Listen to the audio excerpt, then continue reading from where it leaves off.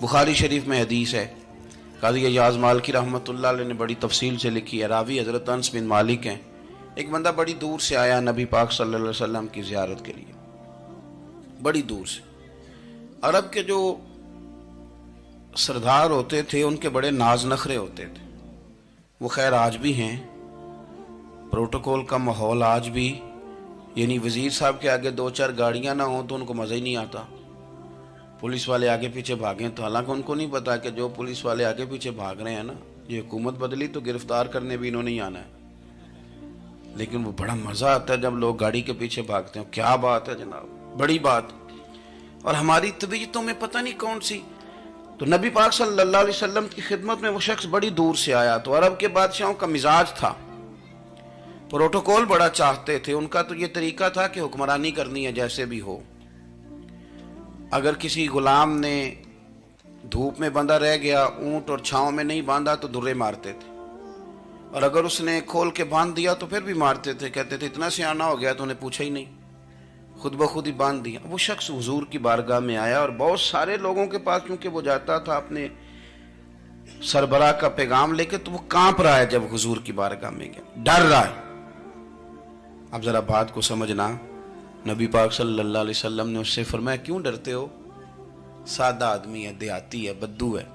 अल्लाह के रसूल ने थप की दी, क्यों क्यों डरते हो? तो कहते हुजूर मुझे आदाब नहीं आते और मुझे डर आता है, कोई बात अगर ऐसी हो गई आप मदीने की हुकूमत के सरबराह हैं तो कहीं आप नाराज ना हो जाएं। हजरत अनस बिन मालिक फरमाते हैं बात कहाँ की थी, पहुँच कहाँ गई। जब उसने ये कहा ना कि आप तो हुकूमत के सरबराह हैं, कहीं कोई गलती ना मुझसे हो जाए, तो नबी पाक की आंखों में आंसू आ गए। हुजूर रोने लगे और नबी पाक सल्लल्लाहु अलैहि वसल्लम फरमाने लगे ना भाई, तो किसी हुकूमत के सरबराह के पास नहीं आया ना, तू तो उस बेटे के पास आया है जिसकी माँ गोश्त के खुश्क टुकड़े खा के भी गुजारा कर लेती। मैं तो एक गरीब माँ का बेटा हूं।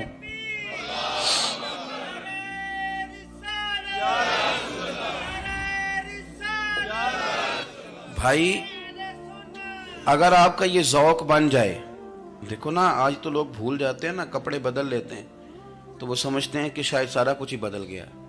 यानी गांव से आकर पढ़ने वाले भूल ही गए हैं कि किसकी माँ ने कितना जेवर बेचा। लोग भूल जाते हैं चीज़ों को। अपने माजी को याद रखें, आप लोगों के साथ प्यार करें, आप लोगों को मौका दें, आप थोड़ी सी और कोशिश करें उस शख्स तक जाने की जो आपको मायूस नज़र आ रहा है, परेशान नज़र आ रहा है। ये हमें मिलाद वाले महबूब सल्लल्लाहु अलैहि वसल्लम ने दरस दिया। एक और पहलू, हुजूर सैयद आलम सल्लल्लाहु अलैहि वसल्लम ने, हमारे यहाँ ना अभी भी बरादरी की तकसीम है, अभी भी, और कुछ मैंने ऐसे कमज़ोर लोग भी देखे। ये इस तरह की हरकतें हारे हुए लोग करते हैं। हारे हुए लोग जो अपने आप को समझते हैं कि मैं कोई बड़ा आदमी हूँ। बड़ा आदमी तो अपने अखलाक से होता है, अपने किरदार से होता है, अपनी सखावत से होता है, लोगों से प्यार करने से होता है। बाकी ये कि बैठ के कहानी सुनाना कि मैं बड़ा कुछ करता हूँ, तो जो कुछ करता होता है उसे सुनाने की कोई ज़रूरत है। एक और बहुत सारे लोग आप ताज़ियत करने जाए ना वालिद के इंतकाल के बाद, तो उन बेचारों को बताना पड़ता है कि अब्बा जी मेरे बगैर दवाई नहीं खाते थे। तो मैं कहता हूँ अगर तेरे बगैर नहीं खाते थे फिर बताने की ज़रूरत नहीं, फिर तो सारे गाँव को पता होगा कि तेरे बगैर नहीं खाते थे। और अगर कोई दाल में काला है तो फिर तेरी वजाहत कोई बंदा कबूल नहीं करेगा। तो आपको बताना क्यों पड़ रहा है, और आप बार बार इस बात का जिक्र क्यों कर रहे हैं कि हम बहुत बड़े कबीले के हैं? साहब अगर आप बड़े कबीले के हैं तो पता होगा सारे इलाके को आप कितना लोगों का ख्याल करते हैं, आप किस कदर मोहब्बत करते हैं, आपका अंदाज़े करीमाना किस तरह का। फिर आपको बताने की कोई ज़रूरत नहीं होती, फिर खुद ब खुद खबर होती है। हज़रत सैयदना अबू ज़र ग़िफ़ारी रदी अल्लाह तआला अन्हु, कबीला बनु गफ़ार एक बड़ी शाख थी कबीलों में से। जो लोग उस ज़माने में मालदार कबीलों से ताल्लुक़ रखते थे उनमें से एक बड़ा नाम था। सारी ज़िंदगी चौधराहट की, लेकिन मिलाद एक इनकलाब का नाम है। मैं मिलाद मनाने वाले दोस्तों से गुजारिश करता हूँ कि आप हर साल मिलाद मनाएं और हर साल मिलाद के बाद आप थोड़े बदल भी जाएं, यानी थोड़े से बदल जाएं। कुछ लोग कहें यार ये दाढ़ी मैंने ना 12 रबीउल अव्वल वाले दिन रखी थी, ये मेरी मिलाद वाली दाढ़ी है। और दाढ़ी रखें भी नबी पाक की मर्जी की। किसकी मर्जी की? ना नाराज हो जाए जो मैं टूर चला बस। किस मर्जी की जी? अपनी मर्जी के नहीं। दाढ़ी का वजन को नहीं होता कि पूरी मुट्ठी रखेंगे तो आपको कोई दिक्कत होगी, कोई वजन नहीं, पूरी रखें। जो हुजूर का तरीका मुबारक है, जो हमें मिलता है, उस पर आप तवज्जो फरमाएं। तो मैं जो बात अर्ज करने जा रहा हूं वो मिलाद इनकलाब है। हुजूर सैयद आलम सल्लल्लाहु अलैहि वसल्लम की बारगाह में आने से पहले लोग कुछ और होते थे और यहां से होके जाते थे तो फिर उनमें तब्दीली आती थी। मैं सारा दिन करामतें सुनाऊं ना किसी को अपने पीर साहब की और अपने घर में भी कि मेरे हजरत बड़े, मेरे उस्ताद बड़े, लेकिन बीवी के साथ अगर मैं तुर्श लहजे में बात करूंगा तो वो कहेगी ऐ सिखाते ने तेनू पीर साहब। दोस्त कहेंगे ये सिखाते हैं आप। तो आपकी कहानियां नहीं चलती, आपका किरदार चलता है। हजरत अबू ज़र गिफारी रदी अल्लाह तआला अन्हु फरमाते हैं, चूंकि मैं चौधरी था, सैयदना बिलाल हबशी रदी अल्लाह तआला अन्हु के पास में बैठा था। किसी बात में बात आगे बढ़ी और बढ़ते बढ़ते बात शकरंजी तक चली गई। राय के इख्तलाफ ने बातों में तलखी पैदा कर दी और जब थोड़े लफ्ज और तेज हुए तो मैंने उन्हें कह दिया, चुप कर, तू तो अबशन का बेटा है। किसके बेटे थे हजरत बिलाल? कहते हैं जब उन्होंने मुझे कहा तो मेरा दिल बड़ा टूटा, लेकिन मैंने इरादा किया कि मैंने हुजूर की बारगाह में नहीं अर्ज करनी। अब हर बात की हम हुजूर की बारगाह में शिकायत करें। लेकिन मैं जाके मस्जिद में बैठा और जब सरकार आए ना, इरादा नहीं था कि अर्ज करूंगा, लेकिन हुजूर का चेहरा देखा तो दुख मेरा खुद ही ताज़ा हो गया। रोने का भी तो तब ही मज़ा आता है ना कोई अपना मिले तो। फरमाते हैं कि मेरे आंसू ना बगैर इख्तियार के छलक पड़े और मैं खुल के रोए, खुल के। कुर्बान जाऊं महबूब के भी हुजूर ने पास नहीं बुलाया, बल्कि नबी पाक उठ के खुद मेरे पास आए और मुझे कंधों से पकड़ के सीने से लगाया।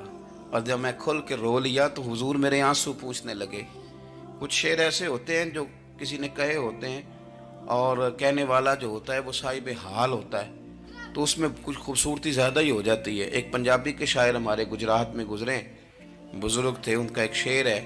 वो कहते हैं, एक बारी मेरी आँखियाँ चों ਉਹਨਾਂ ਨੇ अथरू पूंजे सन। एक बारी मेरियां अखियां चों ਉਹਨਾਂ ਨੇ अथरू पूंजे सन, हुण ते चस्का पै गया रोने दा।